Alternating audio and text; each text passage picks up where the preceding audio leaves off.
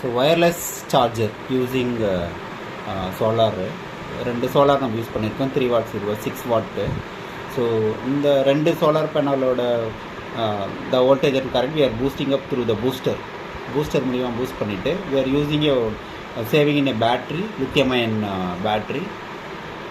பேட்டரியில் சேவ் பண்ணுறோம். அந்த சேவ் பண்ணுறத we are applying to the WPT wireless power transfer இருக்குல்ல, ஸோ அதில் அப்ளை பண்ணுறோம். This is the receiver. From the receiver we are connecting to your mobile.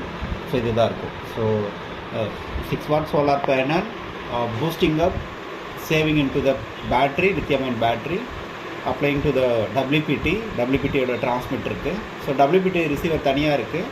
நம்ம அதிலேருந்து ஒரு மொபைலில் இந்த மாதிரி ஒரு மொபைல் கனெக்ட் பண்ணி அது சார்ஜ் ஆகுதான்னு செக் பண்ணிக்கிறோம். ஸோ இதில் வந்து நீங்கள் இப்படி வச்சிங்கன்னா அது வந்து சார்ஜ் ஆகும். ஸோ இதுக்கு வந்து ஆன் ஆஃப் கண்டிஷனுக்கு ஒரு சுவிட்சும் வச்சுருக்கும், ஏன்னா பேட்டரி ஆப்ரேட்டட் இல்லை அதனால். ஸோ இப்போ ஒரு டெமோ காட்டுறேன் பாருங்கள்.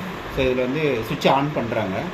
சுவிட்ச் ஆன் பண்ணோடனே கிட்ட எடுத்துகிட்டு போகிறோம். ஒயர்லெஸ் பவர்லேருந்து வருது. இதில் வந்து சார்ஜ் ஆன் ஆகுது. ஸோ வந்து பார்த்திங்கன்னா இப்போ சார்ஜிங் மோடில் இருக்குது. ஓகே, ஸோ நான் வெளியே எடுத்துடுறேன். ஸோ சார்ஜ் ஆகிடுச்சு. திரும்ப கிட்ட போகிறேன் அப்படின்னா இதோட அந்த சிக்னல் பவர், டேட்டா பவர் இருக்கும், அதை வச்சு உங்களுக்கு சார்ஜிங் வரும். ஓகே, ஸோ நான் வெளியே எடுத்தேன். ஸோ ஒயர்லெஸ் பவர் சார்ஜிங் இதுதான். ஸோ இந்த 2 காயில் வச்சு யூஸ் பண்ணுவோம்ல, அந்த மாடலில் வச்சுருக்கோம். அந்த மாடலில் நீங்கள் எப்போ தேவையோ அதுக்கு நியர்பை எடுத்துகிட்டு போனீங்கன்னா உங்களுக்கு சார்ஜிங் வந்து வரும். இந்த எல்இடிஸ் பார்த்தீங்கன்னா தெரியும்.